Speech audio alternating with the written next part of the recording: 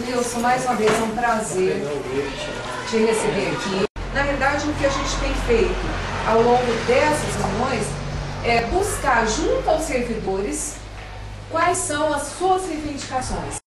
E criando o quê? Um mecanismo de abertura, diálogo. Nós fizemos um apanhado de 21 metas que a gente coloca dentro dessa perspectiva. Então, a primeira, garantir o cumprimento de todos os direitos dos servidores estabelecidos pelas normas e leis em vigor. O plano de saúde para os servidores, ele desde o primeiro momento, desde a primeira meta, ele esteve presente e hoje, mais do que nunca, a gente percebe que é um dos maiores desejos dos servidores. Nós avançamos muito pouco nessa questão, tentamos ao longo desses últimos anos formatar. Na realidade, tivemos apenas uma legislação que permite o desconto de uma operadora, seja a Mega ou Unimed, através dos sindicatos. Isso nós tivemos diversas reuniões, foi considerada pelos assessores jurídicos das entidades e dos próprios gestores do plano de saúde como inconstitucional. O município é que tem que gerir. Então, existem diversas maneiras. A gente coloca isso como a principal reivindicação dos servidores, é a questão do plano de saúde. Eu me sinto muito à vontade aqui de explicar, porque eu também tenho origem sindicalista. Eu, além de conhecer vários de vocês aqui presentes, eu também tenho 15 anos que eu estou nessa luta sindical. Porque nós entendemos que é assim que você faz política, né? Com diálogo. Então eu aprendi, a respeitar e admirar o trabalho de todos vocês, trabalhadores. Eu acho que é aqui na mesa que a gente senta, né? Parece impossível, né? O que você está pedindo, com o que o outro está oferecendo, fala que não vai sair nada, não sai. Eu entendo o que é o funcionário público municipal. Que eu me considero nos últimos 10 anos como vocês. O que faz uma empresa são os seus recursos humanos. Então, a empresa que não valoriza seus recursos, ela está fadada ao fracasso. Eu acho que o primeiro ato do servidor público municipal número 1, que é o prefeito, é sentar com os seus servidores e valorizá-los. O plano tem que ser técnico e garantir que realmente sirva ao trabalhador. A autogestão é a modalidade que deve ser utilizada. Essa autogestão pode ser licitada e contratada uma empresa. O gestor é a prefeitura, que é a autogestão, mas ela fornece o serviço. Plano de saúde para o servidor público e seus familiares. Isso aqui é fundamental. Tem que ter para você e para os seus familiares, senão não resolve. Né? O atendimento médico é odontológico. Eu concordo com isso aqui. O que tiver dentro da lei, o que tiver de exemplo, ele pode copiar. O que tiver dentro do orçamento, eu garanto que nós vamos sentar juntos, porque não tem uma pessoa mais interessada em ter o servidor trabalhando com saúde, que quem for o patrão do servidor, né?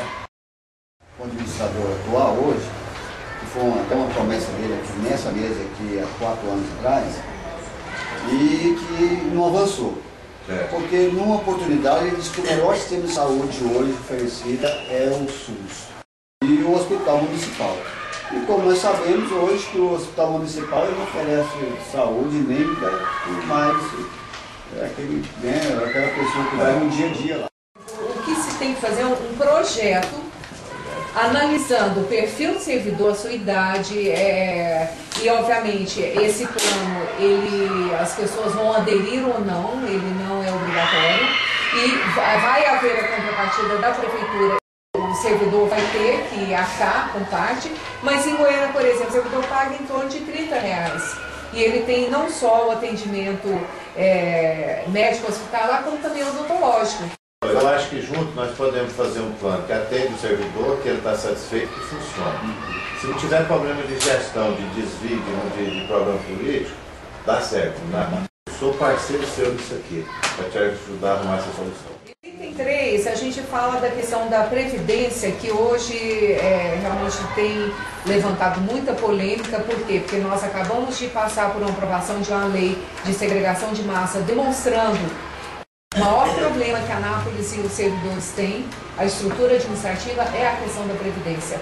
A lei que foi votada foi porque o município não conseguiria o certificado de regularidade previdenciária se não votasse essa lei em 2011, dezembro de 2011, mas ela por si só, ela não resolve a questão do grande déficit previdenciário.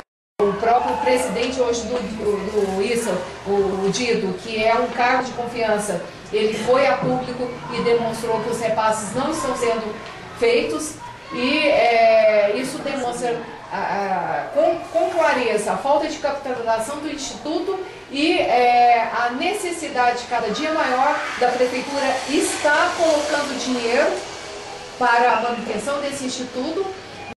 Nós aqui colocamos como a intenção que haja a alteração da legislação do ISA e que garanta também para nós a eleição do seu presidente.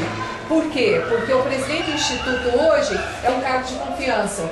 Nem sempre o presidente toma as atitudes necessárias no momento certo, justamente por ser um cargo de confiança. Nós provavelmente não precisaríamos estar vivenciando o que nós estamos vivenciando hoje, caso o Instituto tivesse uma conduta técnica também e não política.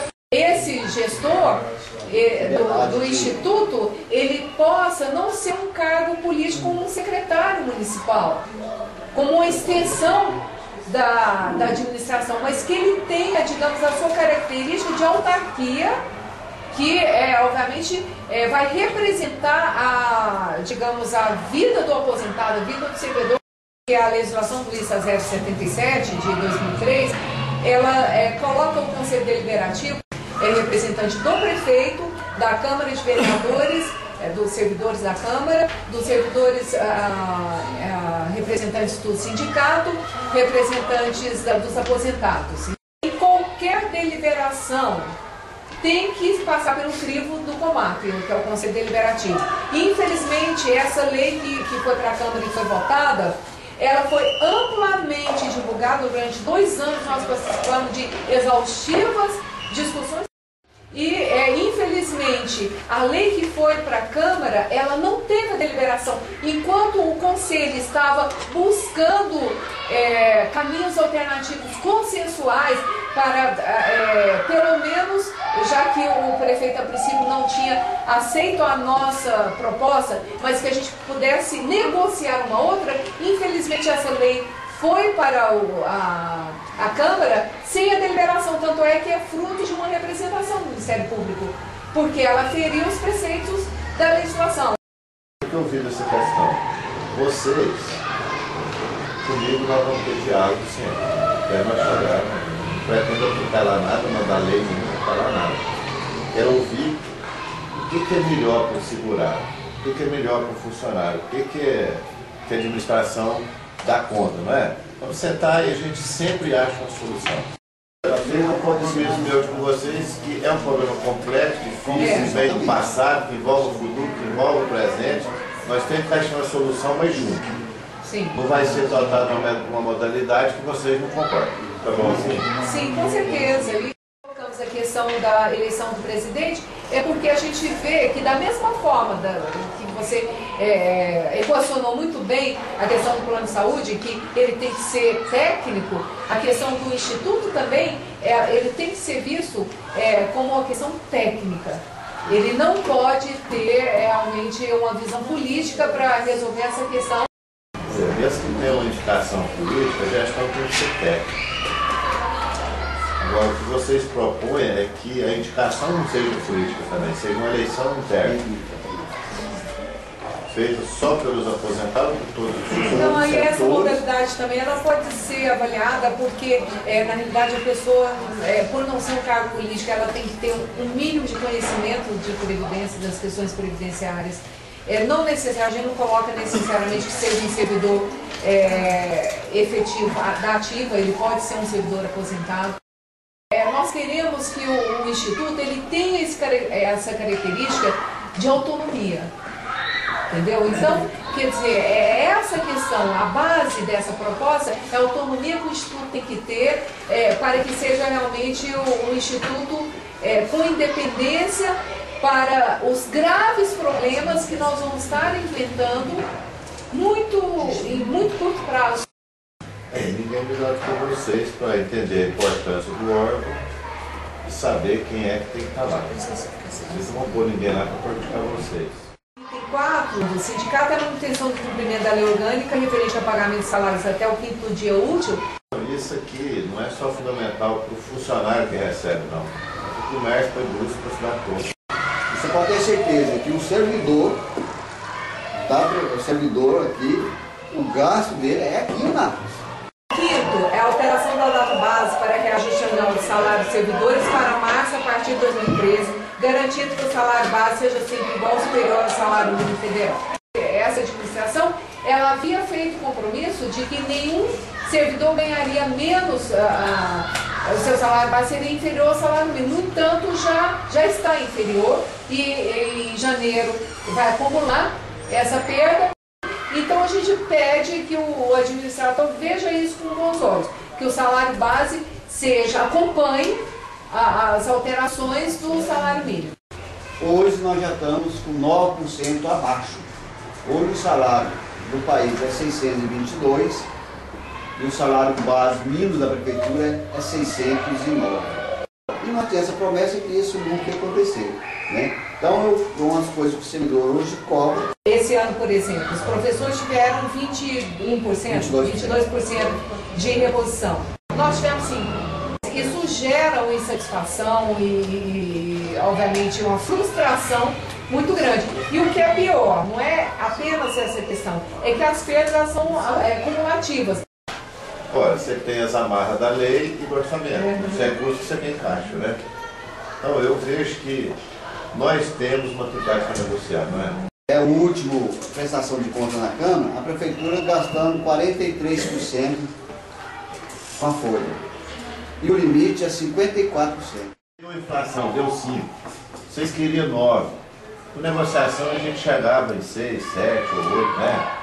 Mas tem que fazer negociação de diálogo sempre. A sua proposta que o senhor vai fazer para esses outros funcionários, que são 7 mil, e tantos funcionários aposentados e nada. O que é que o senhor pode garantir para ele fazer? Eu gosto disso aqui, ó, de sentar na mesa de negociação com o trabalhador. Eu sou um deles, eu vim do nada. Eu engraxei sapato ali na Praça Bom Jesus, vendi jornal na rua, comprei garrafa com um saco vazio nas costas. Eu não sou nada, eu vim do nada. E eu cresci trabalhando e conquistei as coisas estudando. Então eu tenho respeito pelo trabalhador. E sei que é o recurso humano que toca tudo. Eu não abro mão da minha experiência sindicalista de negociar. Porque não tem uma roubalheira maior do que banco, porque eles cobram o cheque especial do cartão de crédito e nas financeiras. Então às vezes eu fico angustiado, porque o salário do trabalhador já é pouco. Mas ele gasta quase todo esse salário nessa financeira. Você orientar uma pessoa é uma maneira de você dar um aumento para ela, porque se você evitar que ela gaste, né, desnecessariamente com juros X, aquilo é salário, né? A questão, o item 7, ela fala da alteração do plano de cargo salário. O que a gente gostaria é que nos 3 primeiros meses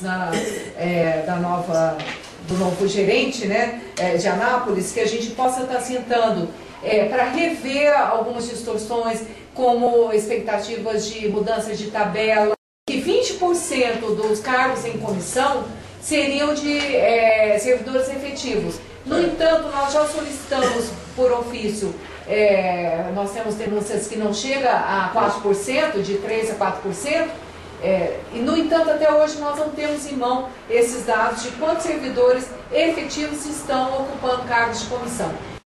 Hoje a prioridade é para o comissionado, não para o efetivo. Então nós queremos já embutir nessa mudança do plano de cargos e salários, garantir esse mínimo de 20%, mas que ele seja realmente cumprido. E quando está o comissionado ali, ele sai, deixa a bagunça na nossa mão, né, do servidor de efetivo técnico. Trocando em miúdos, é uma nova política de contratações que sejam realmente mais enxuta, né? E dentro de uma possibilidade de valorização dos efetivos. Nós temos hoje 2.050 servidores entre comissionados e contratos especiais. Contribui para o INSS vai por isso. Pois é. Aumenta o problema que já é grave. Né? Quando, na atual administração, a primeira reunião que ele fez no teatro, eu participei dessa reunião, e ele foi muito infeliz, eu acho, ele, e tanto o secretário dele que veio bater nisso muito tempo, tanto o Edir que saiu, como o Mazon, os servidores dele, que vestia a camisa dele, do time dele, jogava no, que vestia a camisa e jogava no time dele, eram os comissionados. Olha, na primeira reunião, nos primeiros dias de administração, eu ia falar isso para os servidores. Nós tínhamos um diretor administrativo da Secretaria da Fazenda, 2 anos lá, eu fui pesquisar, peguei ele e foi exonerado agora. Que nunca apareceu na Secretaria da Fazenda, o salário de 8 mil reais. O salário base do salário é 1.200, o do servidor de carreira é 609. Na minha cabeça, o Estado, o funcionário efetivo, ele faz parte do Estado. O prefeito vai mudar, vai entrar, ele vai continuar lá. Não é? Então esse tem um tratamento. O governo é que muda. O governo muda, toda vez o governo muda. Então os comissionários é quem muda. Eu pretendo fazer diferente do que estão fazendo, isso eu posso garantir. Eu quero ter esse diálogo com todo mundo. E trabalho motivado e satisfeito, cresce dentro do sistema, não é? Agora eu vejo, é o contrário, com os funcionários efetivos, eu vejo desmotivados.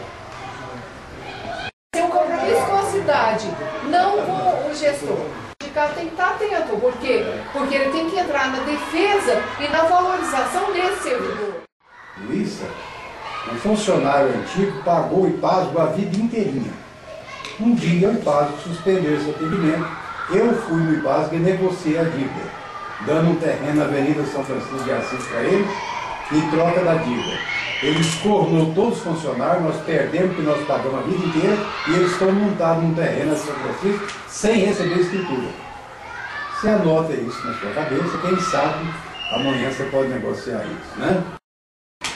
Pelo imediato pagamento de salário atrasado relativo a 96.000, como comprometido pela administração.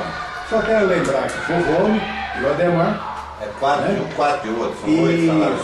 Era 387 funcionários, hoje não dá 50, porque todos os prefeitos que entraram, Wilson, veio pagando. É amigo, é companheiro, e o resto foi ficando para trás. Né? Então hoje deve ter o quê? 50. Tem uns 20 na justiça, como eu, vou deixar para os tataranetos, mas tem gente que, se receber isso aqui, vai direto pagar a farmácia. A incorporação das gratificações de horas extras e função gratificada, autorizadas pela lei, é uma questão que já poderia também ter sido resolvida, mas na realidade a gente já tem pareceres jurídicos que é plenamente possível. Começou a ser paga, mas depois, como tinha pareceres da Procuradoria indefinindo essa incorporação, foram suspensas. Estamos aguardando o parecer do Tribunal de Contas, que a gente já sabe que é favorável a esse pagamento sem problema nenhum. A 16ª, garantir o desconto da contribuição previdenciária, da produtividade abono lei para que possam ser incorporados ao provento de aposentadoria dos servidores que fazem jus a este benefício. É uma questão que já vinha sendo feita até 1 ano e meio atrás, de uma hora para outra. Suspenderam, então, uma forma de não se incorporar na aposentadoria. E o servidor que às vezes desconta a vida inteira, né? Ele simplesmente vê o seu valor de aposentadoria bem inferior ao que ele recebia durante a sua atividade. Respeito às atribuições dos conselhos municipais, com caráter deliberativo, garantindo sua efetiva participação nas tomadas de decisões administrativas. É porque hoje nós nunca tivemos tantos conselhos da prefeitura como a gente tem hoje. Eu participo tanto do Concidade como do Conselho do Comato, que é o Conselho Deliberativo do Luiz, e os dois, coincidentemente ou não, em muitos momentos, eles não foram ouvidos antes de ir um projeto de lei para a Câmara. Que nós possamos sentar numa mesa para estar discutindo e não como tem acontecido. Muitas vezes, até relativo ao plano de cargos, nós temos notícia da aprovação da lei, quer dizer, depois da aprovação, que o sindicato fica sabendo. Se tiver mais transparência, mais resultado. Porque se não tiver transparência, para dar uma discussão e ouvir ideia, ouvir todo mundo, não tem resultado. Isso aí fica autoritarismo mesmo. Eu quero não só descentralizar, mas isso aqui, ó, o conselho, a oportunidade muito grande que você tem de descentralizar. O conselho decidir, você, né, sanciona aqui, porque você tem mil outras coisas para fazer. Hoje o pessoal está concentrando poder, não sei para quê. Se você soubesse quantos por cento dos efetivos, você nem sabe, né? Não, porque nós perguntamos e não foi respondido. Porque a gente tem informações lá de servidores de recursos humanos que não chega a 4%. Que nunca teve tão baixo o número de servidores efetivos no cargo de comissão como atualmente. Entendeu? Então, nós queremos esse dado. Se existe, por que não divulgar? As três últimas são solicitações do sindicato que vem sendo já ao longo, por exemplo, essa sede aqui é um espaço de um feirão descentralizado para a gente ter uma sede própria e que sirva ao servidor, que ele possa chegar ao sindicato com mais facilidade. Uma outra questão, que a Secretaria de Esporte possa estar fazendo mais atividades com os funcionários, e não só a Secretaria de Esporte, como outras de desenvolvimento social e tudo mais, que tenha programas ligados aos servidores. A última é garantir a disponibilização de no mínimo 3 servidores indicados pelo sindicato, cedidos para estar trabalhando aqui. Na realidade, o Estatuto diz que isso é uma decisão política, não é uma obrigação, é uma decisão que o gestor decide se cede ou não cede. O sindicato ele poderia estar prestando muito mais serviço aos seus sindicalizados, né, aos servidores de uma forma geral e aos sindicalizados, do que ele presta se ele tivesse mais pessoas cedidas em função de um trabalho que é em prol do servidor. Você traduziu bem, acho que você resumiu. Nós queremos ser valorizados enquanto sindicato e que, por sua vez, os servidores sejam valorizados enquanto funcionários da estrutura administrativa. Sindicato dos fiscais de trânsito. O sindicato dos fiscais de trânsito é pequeno, porém ele tem uma enorme responsabilidade em auxiliar uma autarquia nova, mas com grandes, enormes responsabilidades com o cidadão. Foi a nossa pretensão ser uma autarquia exemplo de serviço público, que nasceu agora. Infelizmente, os caminhos que se apresentam não vão nos levar a isso. Qual que é a sua impressão da fiscalização de trânsito na cidade de Anápolis? O trânsito está caótico no Brasil inteiro. Mas Anápolis não pode a regra. A cidade não foi feita em questão de carros. Não para de aumentar os carros na rua. Eu não sei o que vai virar esse tipo. Por mais que você faça interferência, não melhora, só piora. Como é que nós vamos fazer? Essa solução do transporte individual de carro está fadada a acabar. Isso aí está falido. Vai ter que mudar esse sistema, né? Nós vamos ter que priorizar o transporte coletivo. A bicicleta, hoje já tem integração, né? Você vai de bicicleta até o ponto de ônibus, né? E ali tem um lugar de pôr bicicleta e o trabalhador pega o ônibus. Então tem que fazer essa integração de bicicleta com o ônibus, não tem outra solução. Você lembra que a ferrovia saía de Anápolis do centro, ia até no DAE, e o trem só anda de aplano, não é? Então nós temos a ferrovia própria. Nós temos a ciclovia própria, que é onde era a ferrovia, que é a Avenida Federal, não é? Se a pessoa não dá essa opção para quem trabalha no DAE, de voltar a federal nós temos que começar a frear veículo, né? Porque é um disco insuportável. E priorizar mesmo, transporte coletivo e bicicleta. Isso tem que fazer parte de qualquer plano de governo, de qualquer esforço político, né? Pensar esse trânsito, primeiro, tem que ser seguinte que tem engenheiro de trânsito. Eu vejo que nós temos um desafio muito grande. A pessoa tinha que aprender da escola. Educação para política. O cara tinha que começar a saber política de criança lá na escola, a importância de votar, de eleger, não é? Porque tudo vem da política. Educação para o trânsito, a criança tinha que estar nessa escola. Tem umas coisas que a gente tem que resolver. Essa Avenida Leste-Oeste aqui que a Regina sempre fez, que eu peguei e sou um defensor e vou realizar. Ainda vou te convidar ainda para a inauguração. Nós lutamos tanto, né, para demonstrar o erro que estava acontecendo conosco, que esse é o grande problema e que a Regina vem defendendo bastante e que eu também defendo, é o diálogo. Mas o diálogo tem que buscar aproveitar um pouquinho daquilo que é ouvido. Esse convênio com o IPAG já é autorizado, não sei se é 2073, a Câmara já autorizou isso aí, ao prefeito a fazer o convênio com o IPAG. Mas por que não faz, né? Implantar o Conselho Municipal na CNPT, que deve existir, mas é a administração burlando a legislação. Por mais que eu queira entender essa administração, a gente tem essas críticas, que já falei pessoalmente com o prefeito e até hoje sem solução. Então, quando você não ouve a população, como é que você faz? Está tudo errado, né? Acho que vocês, fiscais, têm que ser bem vistos pela população. A única coisa que vocês estão fazendo na rua é lutando, não é? Vocês não estão prestando um serviço que às vezes salva a vida do cidadão, não. 10% o pessoal só sabe lutar. Então, o que está errado é isso aí. A gente tem que mudar essa imagem que nós temos dos traficantes. Obrigatoriamente, por lei, né, uma parte da multa tem que ser revertida em educação para o trânsito. É onde vocês, instrutores, nas escolas, né, ensinando as crianças, conscientizando, isso aparecendo na mídia. Quer dizer, existe como construir uma imagem positiva de vocês. O problema é que não querem uso político.